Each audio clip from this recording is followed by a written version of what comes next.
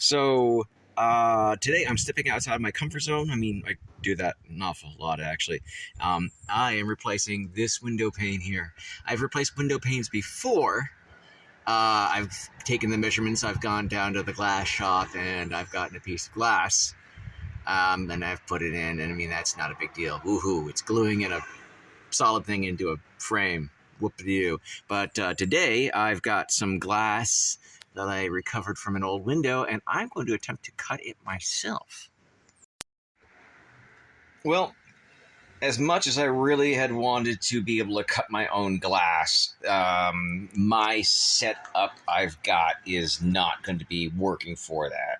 Smaller pieces of glass, perhaps, but not as large as the windows here in the barn are. So yeah, I actually had to go buy a piece of glass. And anyway, I'm disappointed, but I'm not. I'm looking at this as a learning experience. And here's what happened. So here's the pane of glass that I was using to try to break. And as you can see, I did actually snap it a little bit, but it wasn't very clean. So I tried trimming it, and that got lots of little chunks. I mean, as long as I could actually get this underneath the frame, I don't care what it looks like under the frame, as long as it's actually in the frame.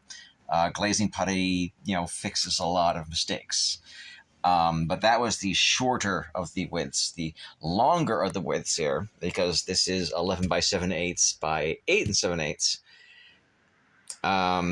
So yeah, what I'm using is a straight edge, and where is my straight edge? It is hiding here. It's a regular carpenter square, and I'm using this glass cutting blade. And so when I'm running the scoring line out along it, there's a very, let's try to get in the camera. Focus. It's a tiny itty bitty little carbide wheel.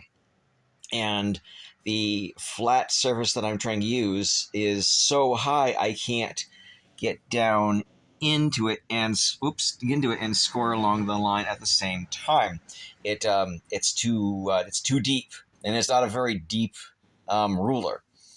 What I ended up doing was holding it at an angle, and then when I would do that, it would wander away from the straight edge. And I did that a whole bunch of times. In fact, I don't know. Can you see that on this here? No, you really can't see it on here. But yes, it would wander. So the setup that they have at the hardware store, I mean, this piece of glass right inside that bag there cost me $3.75. And he had it cut in just a few seconds, and that was great. I mean, I can get glass cheaply. I got this piece for free. It was a photo frame, out of which I actually reclaimed the glass, and that's great, except, of course, it's not a thing that clearly not a thing that I'm going to be able to use until I can create a jig to be able to score glass properly. I've done bottles. Bottles are easy. I have a bottle jig, and there's lots of different ways to be able to cut bottles in interesting shapes. I've never tried flat glass before, so that was an interesting adventure. And realistically, it's the same process. You score the glass, you snap the glass.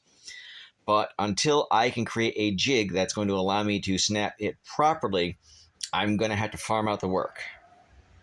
But I did learn an awful lot in the process, and I won't make these mistakes again. I wanted to outline the difference between the old and the new. On the bottom there are these are called glazier's points. What they do is they hold the glass in against the frame so that it doesn't fall out. And the ones that look like little diamonds on the bottom are the original ones, and they have changed them in the intervening years to the ones that are on the top.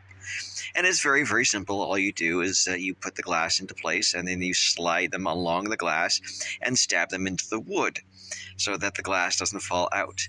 And then you'll use what's called glazing putty to seal in the cracks around it so that water and air don't get in.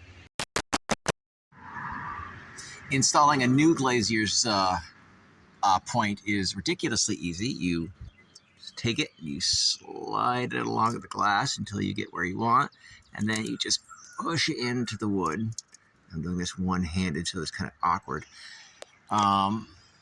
Now, I can't do it all by hand, but that's why they have these little ridges on them, so you can just walk them into the wood like that. Just gotta be careful and not break the glass while you're doing it. And you know that you're done when the little tabs, those little tabs, are resting right against the wood, and that is installed. And now the glass is in place, and now what I need to do is I need to take Glazier's putty and smush it all the way around and make it look pretty. This is glazing putty. Now, I've never used glazing putty before, so I can't imagine that it's particularly difficult to use. It's putty. So I'm going to take it and I'm going to form it and shape it into the window channels there. And I'm going to need both hands to do that. And I'll show you a video once I get there. And then there were the things that I learned along the way. This is really, God, this is ugly. It's very, very ugly, but it should, in theory, be weather tight. It's got a cure. It cures for like a couple of weeks, and then you got to come over and you've got to paint it with an outdoor paint. My tracking of my hand isn't matching where I'm looking, but I mean, look at how lumpy that is. Now, I've discovered that it likes to stick to itself, so if you get it on your fingers as you're trying to smooth it down, it will stick to your fingers and it'll tear right out of the hunk. So what I've been doing is I've been tapping it into place and then using chisel to cut the line in here. It's terrible. I mean, it looks awful. It's got to be weather tight. I know it's going to be weather tight. It shouldn't allow any air in or water in or whatever. Excuse me. But I mean, yeah. So if you wet your fingers, it is far less likely to stick to your hands, to your skin. Excuse me. But it takes a lot of water, and like I said, I was trying to run a bead down here, because you can do that with silicone caulking or bathtub caulking, and it will form it. But that is not doing this here. So it's a completely different